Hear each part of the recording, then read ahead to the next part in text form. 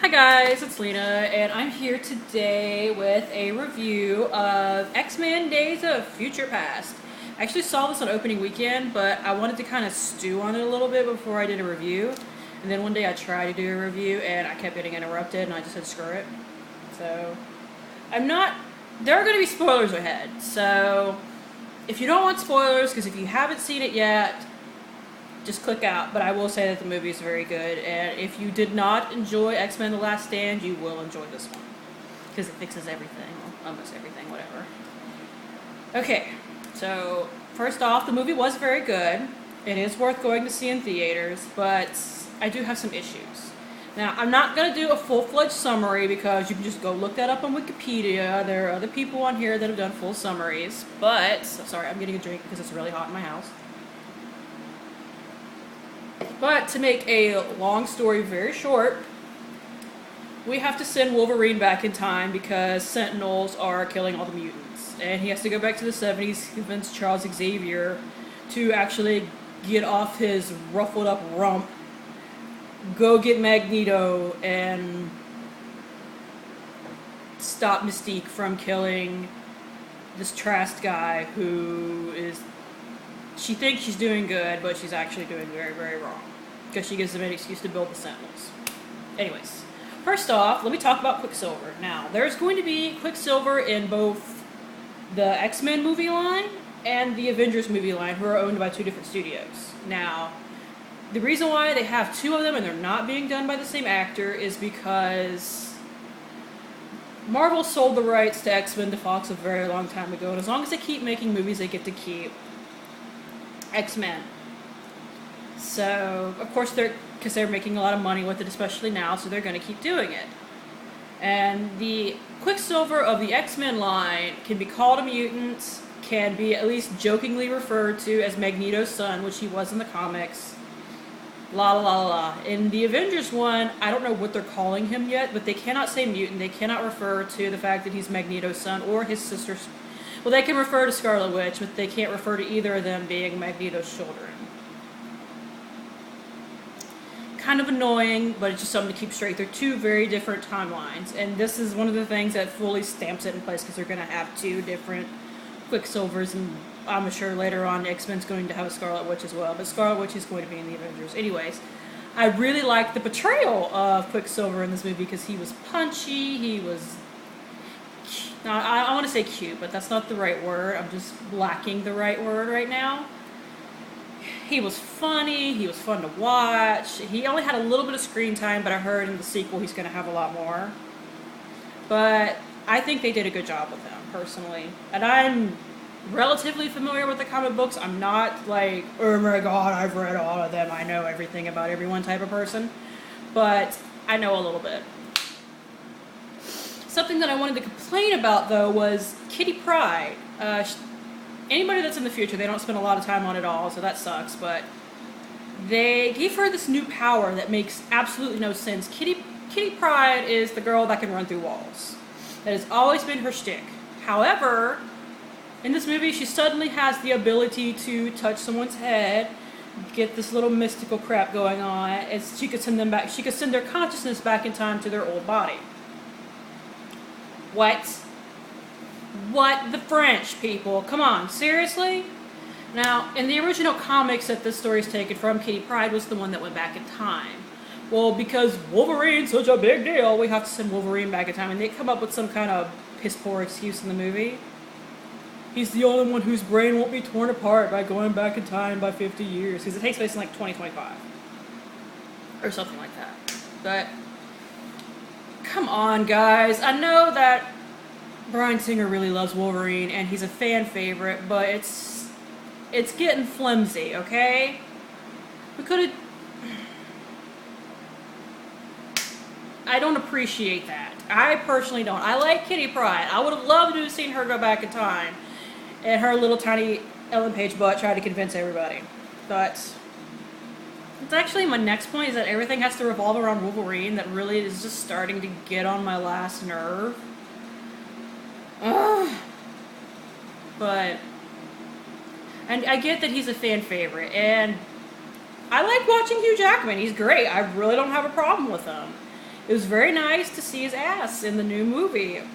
I even said to my husband, well, my ticket's paid for, and he groaned. I was kidding. I was there for the story and everything. I was just messing with him because I can do that. But it doesn't have to be so obvious. The Bryan Singer is obviously a huge fanboy or something like that. I don't know. I don't know if it's catering or if he's actually just a huge fanboy.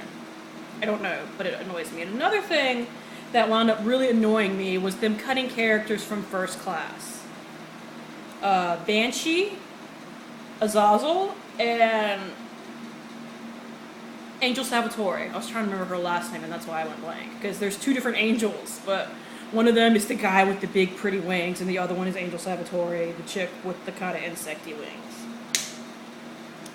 Because once you start creating so many damn mutants, sometimes powers overlap. I get that, and I don't have a problem with that personally.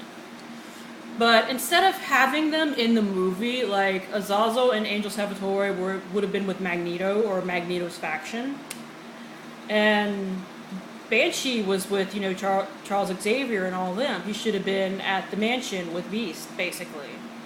They were all dead, and you only get to see like these autopsy photos in Trask's office, and Mystique gets to cry and look all sad, and get, her reason for basically assassinating Trask, but what the French? And I know that initially, at least Azazel was supposed to be in the movie, but through 1,800 rewrites that these movies always go through, he got pushed out at some point, and I don't really know why. And that leaves this big weird gap in the fact that who the Christ is Nightcrawler's father. Because in the comics, Nightcrawler was his father. Nightcrawler. In the comics, Nightcrawler's father was Azazel and his mother was Mystique. Well, what? What are we going to go with now? Come on, people. Please. I know you don't have to stick to the comics exactly, because that just gets annoying after a while, but you're leaving some big holes. Which is actually a point that I'm going to make at the end, that this leaves just because of the fact that they fixed X-Men 3, which, yay! It leaves these weird, big holes that I don't understand. But anyways, I actually have, points that I wrote down to make, because if I don't write down and make points, I babble even worse than I already do. But anyways, my next kind of idea that I totally missed from the previews, Charles Xavier is all walking in the 70s. Apparently, Beast came up with this cure that kind of dampens down the mutant gene, and he takes enough of it so that he can walk around without being big blue furry bastard. And he gets to Hulk out, because apparently, I guess Bryan Singer wanted a Hulk. I don't know. That's the only way I can describe it. Literally, when he gets upset or wants to fight somebody,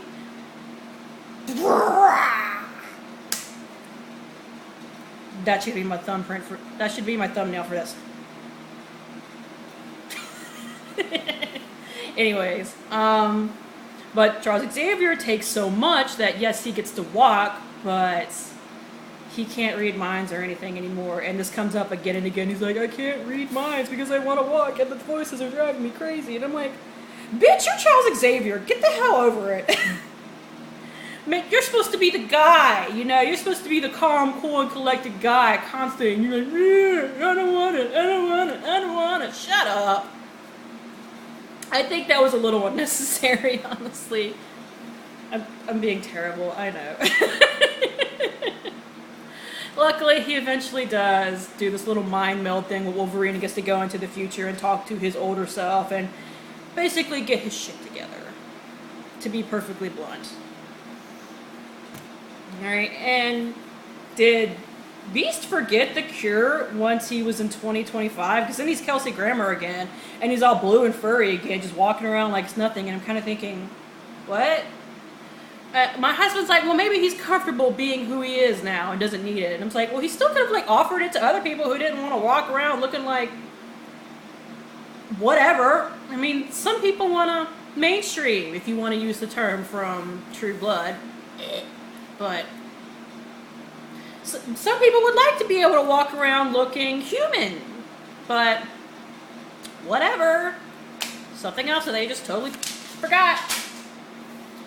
And my last point. The fact that they fixed this leaves these huge, gaping, flaming holes. Like, for one thing that everybody's brought up. Okay, so in X-Men 3, if you stayed for the end credits, you know why Charles Xavier is alive. And if you don't know, please go and Google, YouTube, look it up. X-Men 3 The Last Stand post-credit scene, and you will know why Charles Xavier is alive. Why does he still look like Patrick Stewart, though? Why doesn't he look like the body that was brain dead? I mean, is he projecting an image of himself to look like what he used to? Because, I mean, he's a super powerful mental mutant. I could totally buy that. Why can't he walk? Did he purposely damage the spine of the other guy? Was he so brain dead that he can no longer walk? The French! Okay? What other gaping holes? Well, I want to know in the future what Mystique and Magneto are doing, and I know that the sequel is going to cover that somewhat, because in the post-credit scenes of X-Men, there was Apocalypse assembling the pyramids, and I had to actually sit and think on that. Okay, that means he's like 5,000 years old. He's not like reassembling the pyramids today. No. Because Apocalypse is like this 5,000-year-old mutant, so he was there back in the old Egyptian day of assembling the pyramids, and that's how the pyramids were built, so yeah. What else? Oh. Jean Grey and Cyclops are back alive. That's fine. It was nice for them to get little cameos. I hope I never have to see not Scott Speedman, but the guy who plays Cyclops' face ever again, because I want to punch him in the dick. Sorry, hot. I hope I never have to see Jean Grey's face again. No, I'd never want to see Jean Grey again. They twisted that character so bad that I'm so annoyed with her because of X-Men 3, which I guess got written out of continuity, which thank God, but that means none of the movies are there. What the heck happened? Who put adamantium in Wolverine's body? Because the last scene you see in the actual movie is Mystique pulling Wolverine out of the bay or whatever it was. Well, it actually looks like Stryker, but then you see her eyes go yellow, and you know it's Mystique. And it's like, did she shove adamantium in his body? Is he just going to be running around with bone claws again, so Magneto can't really screw with him? I don't know. I'm really waiting for X-Men Apocalypse, which is the next movie that's coming out in, I think, like 2015 or 16 or 17. I don't know. Don't quote me on any of that, because I just don't know. That is going to take place in like the 80s. So you're getting to meet Cyclops, Jean Grey, and Storm, their earlier selves for the first time. And by the way, I did a little dance when they killed off Storm, because I hate Halle Berry's Storm. She can't do the accent for nothing, and I was so happy she only had like 3 lines. Because I'm like, thank God I don't have to listen to her try to do that accent or just skip over it like it's nothing, because it's actually important. Storm is supposed to be African. Ugh. So, despite all of my complaining, I'm actually really glad that I went and saw it in theaters, and I do recommend that you go see it in theaters as well. The messed up future with the Sentinels looks really cool. I think overall they did a good job with the storyline, and I'm so glad that they basically wrote X-Men 3 The Last Stand out of continuity. And I'm dying to see where they go next, and it's going to drive me crazy having to wait. Just like it's driving me crazy to have to wait for the Avengers. Anyways, that is all. I think I babbled on long enough, and thank you for tuning in, and I will see you guys later.